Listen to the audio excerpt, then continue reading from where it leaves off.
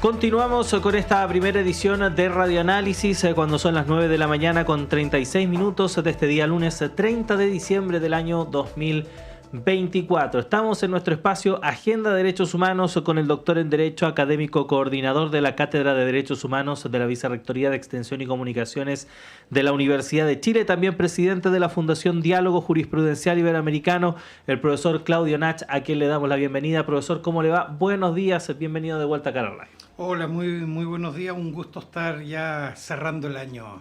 Así es. Este es el último Agenda de Derechos Humanos de 2024. No quiere decir que el último de la temporada, ni menos de la historia, porque esperamos continuar, obviamente, este espacio también en 2025. Pero para despedir este año, profesor, vamos a hacer, por cierto, no solo balance, sino que adelantar algunas materias que son importantes de recalcar, sobre todo pensando para 2025, pero también abordar algunos hechos de contingencia, porque la Corte Interamericana de Derechos Humanos sigue pronunciándose respecto de diversas causas que tienen que ver con nuestro país y en particular con el periodo que corresponde a la dictadura civil militar. Y son causas que a lo mejor no son muy mediáticas, pero que son muy interesantes respecto de lo que dicen y cómo estas pueden trascender también en futuras resoluciones. Cuéntanos un poco, profesor, respecto de lo que ha abordado la Corte en estos últimos días.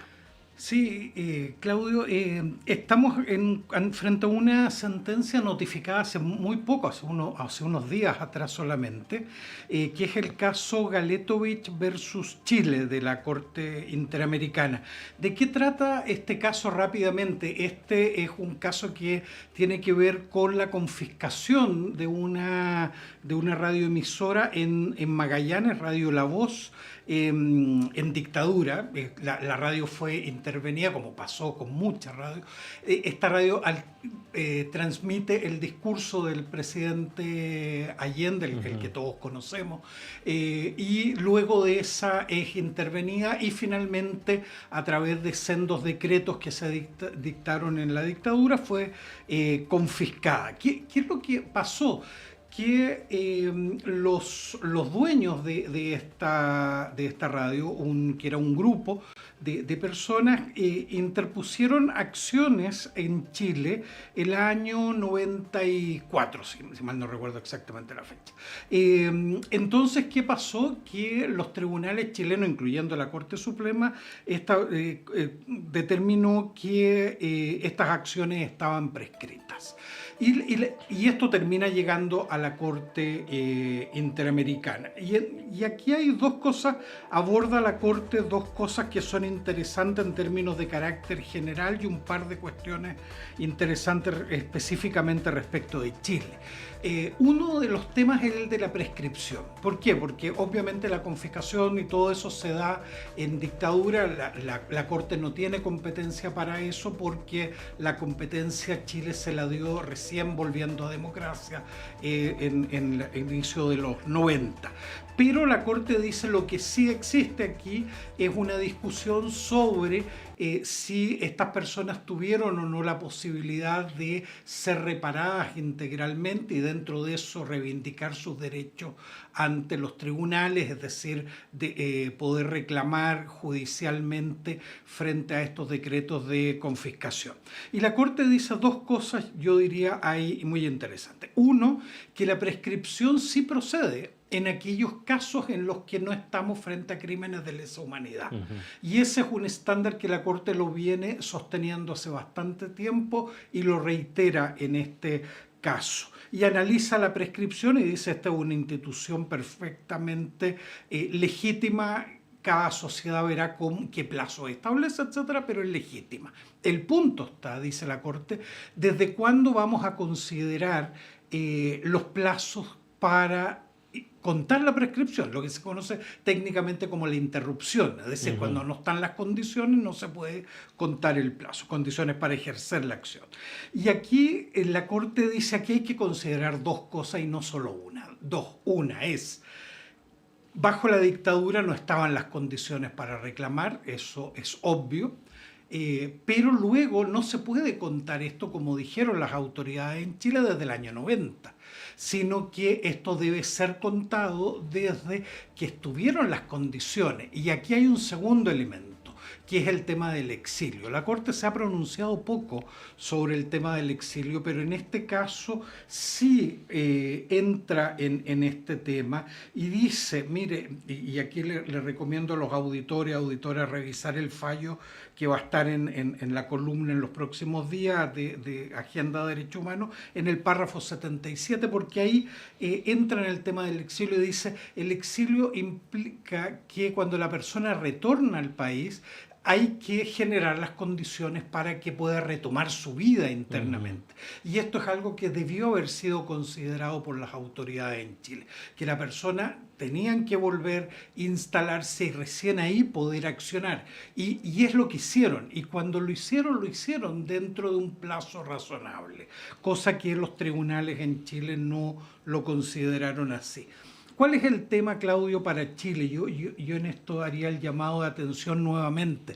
Al igual que en otros casos, como caso Vega, que comentamos hace un par de programas atrás, nuevamente Chile tiene, o la Corte le hace ver a Chile que hay un problema con la reparación integral de las violaciones de derechos humanos. Los programas administrativos, dice la Corte, son importantes, Chile los tiene, pero no son suficientes. Y la vía judicial sigue siendo una vía necesaria para restablecer los derechos el daño que ha sido generado por las violaciones de derechos humanos. Entonces, esto es repetitivo. Yo creo que cuando algo se empieza a repetir, así como han sido las sentencias sobre libertad de expresión, creo que aquí el tema nuevamente es la reparación. Y por último, vuelve a decirle, igual que en Barahona Bray, igual que en Vega versus Chile, le vuelve a decir a los tribunales en Chile, mire, no basta la legislación hay que interpretarla conforme a los estándares internacionales en materia de derechos humanos, cuestión que nuestros tribunales no siempre hacen, y en este caso precisamente la Corte le dice, si usted hubiese interpretado esto de una perspectiva de derechos humanos, habría habido protección judicial, y lamentablemente no la hubo, y Chile es condenado a un pago de indemnizaciones y otros, pero yo diría que ahí está el eje para una visión de futuro. Tenemos un problema con las reparaciones, tenemos un problema con la interpretación que hacen los tribunales de los derechos en el ámbito judicial. Yo creo que son un buen llamado de atención para que nos proyectemos hacia lo que viene. Dos cosas, profesor. Primero, ¿por dónde pasa el problema de las reparaciones? ¿Por qué cuesta tanto que el Estado de Chile asuma la deuda que tiene con las víctimas de la dictadura civil-militar y todas estas causas que están pendientes? Y lo otro respecto del tema del exilio, porque efectivamente fue tan horrendo y fue tan grave lo ocurrido en el periodo de la dictadura civil-militar que uno inconscientemente tiende a crear categorías, por decirlo alguna cosa, de gravedad de asuntos. Las víctimas, en primer lugar, los torturados, y en general quienes fueron víctimas de exilio quedan un poco al final de la cola, por así decirlo, dentro de las víctimas de la dictadura civil-militar. ¿Hay una deuda en específico precisamente con ese grupo de personas en nuestro país o cree que se ha abordado bien ese tema? Sí, yo creo que ahí hay una deuda y usted tiene toda la razón, Claudio.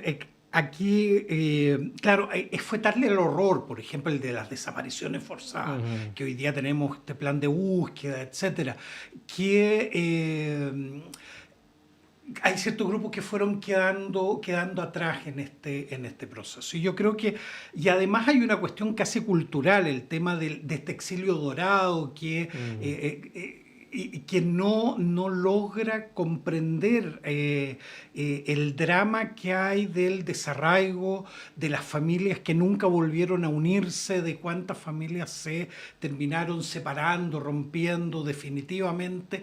El drama del exilio creo que es parte de estas deudas de las que tantas veces hemos hablado que tiene Chile en materia de derechos humanos. Y la reparación ahí se han tomado algunas medidas, pero muy pocas, realmente muy pocas.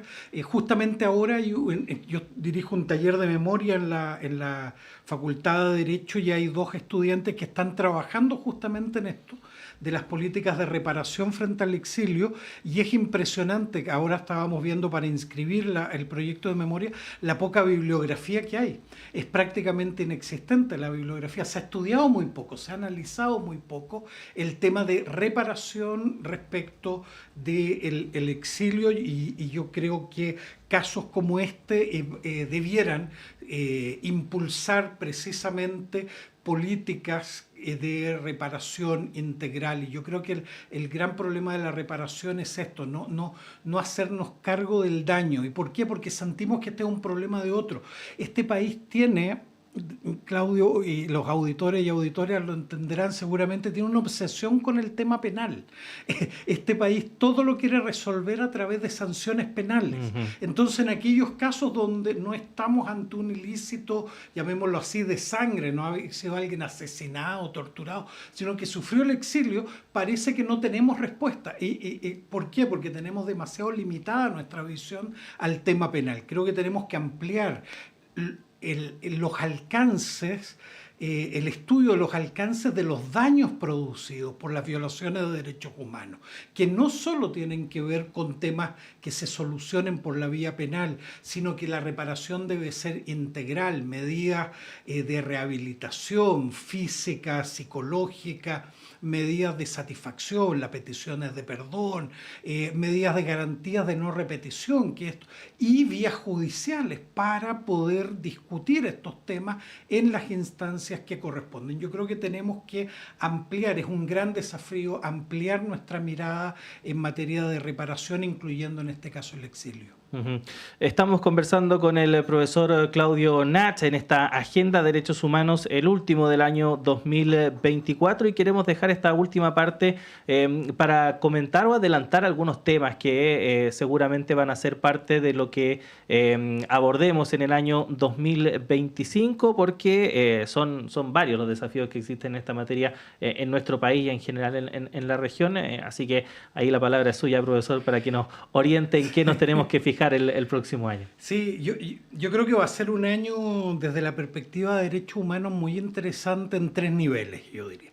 En primer lugar, a nivel mundial, los conflictos hoy en el mundo nos hablan de un rediseño a nivel internacional, y este rediseño tiene una característica muy particular, que se da en un contexto donde los discursos conservadores están fortalecidos, y donde los discursos antiderechos, y particularmente antiderechos humanos, también se han fortalecido. Yo creo que aquí lo que suceda desde enero, cuando asuma Trump en Estados Unidos, va a ser fundamental en esta lógica. ¿Por qué?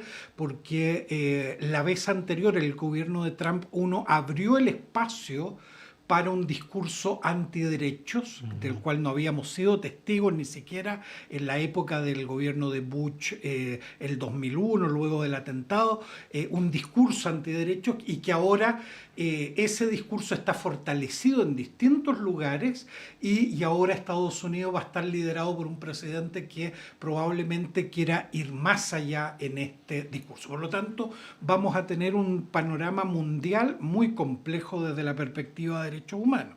En nuestra región, lo mismo.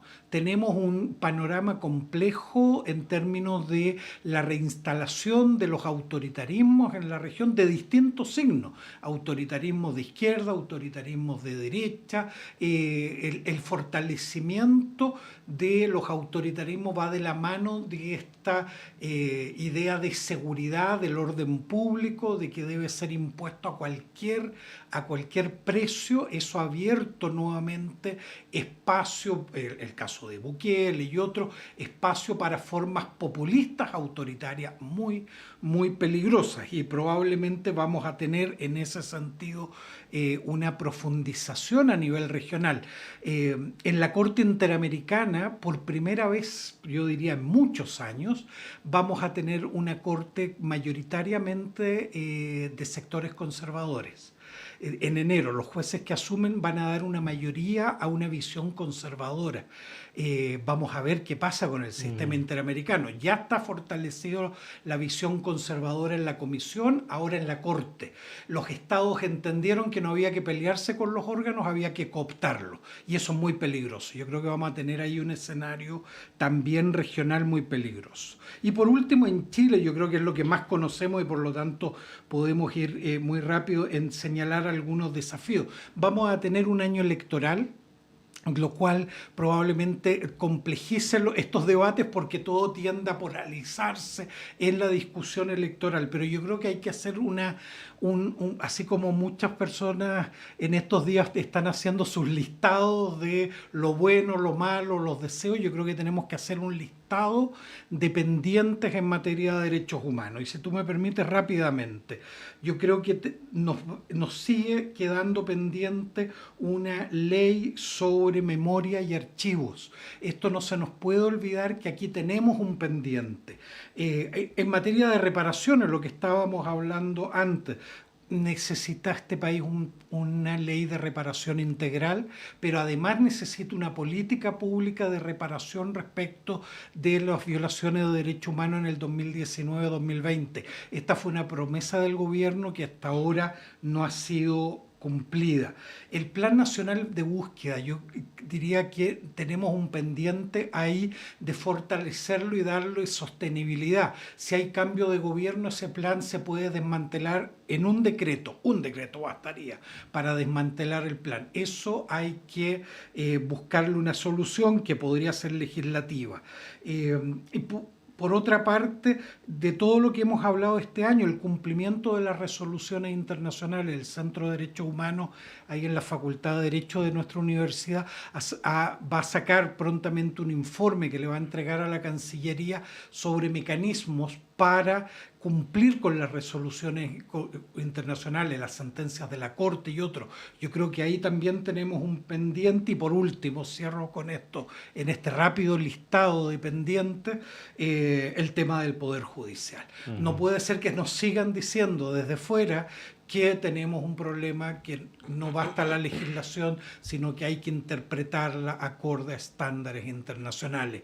Tenemos eso un problema en materia de tortura. Se presentó un libro en la Facultad de Derecho, también un libro del INDH sobre las sentencias en materia de tortura y apremio ilegítimo en Chile, y uno nuevamente ve ahí un serio problema de interpretación. Se reformó la ley, pero de todas maneras se interpreta de una forma restrictiva. Los tribunales siguen teniendo un problema en ese sentido. Por lo tanto, tenemos, Claudio, y a los auditores y auditoras, una serie de desafíos a nivel mundial, regional y a nivel local en materia de derechos humanos que yo espero que se transformen en una prioridad. Me encantaría que el gobierno, así como dice ser el gobierno que más ha legislado en materia de seguridad, más de 60 proyectos, y lo muestra como un logro, ojalá el logro también fuera que es el gobierno que más ha legislado y actuado en materia de derechos humanos, y eso todavía lo tenemos pendiente. Bueno, varios temas a los cuales estar atentos y atentas en 2025. Esperamos tenerlo, profesor, también el próximo año para ir abordando cada una de estas materias en esta Agenda de Derechos Humanos que, les reiteramos, también tiene su versión escrita que va a estar disponible en breve también ahí en nuestro diario electrónico radio.chile.cl. Profesor Claudio Nach, gracias por haber estado de nuevo acá en la radio. Que tenga un feliz año y lo esperamos pronto. Que esté bien. Sí, perfecto. Nos vemos ya, me imagino, ya en marzo retomando Agenda Derechos derechos humanos y si no aparezco por acá, los auditores y las auditoras reclamen. Sí, que se ejerza el poder popular. Exactamente. Nos vemos pronto, profesor, que esté bien. Chao, chao. Y nosotros también nos despedimos cuando son las 9 de la mañana con 56 minutos. Siga junto a nosotros porque ya llega Antonella Esteves y Semáforo a todas las plataformas de Radio Universidad de Chile. Y si nos sintoniza a través de la red de radios que piensan o el canal de televisión Chile TV, continúe también en la programación que tienen preparada para hoy. Me reencuentro con ustedes a las 13 horas en la segunda edición de Radio Análisis junto a Diana Porras. Que tengan un buen día.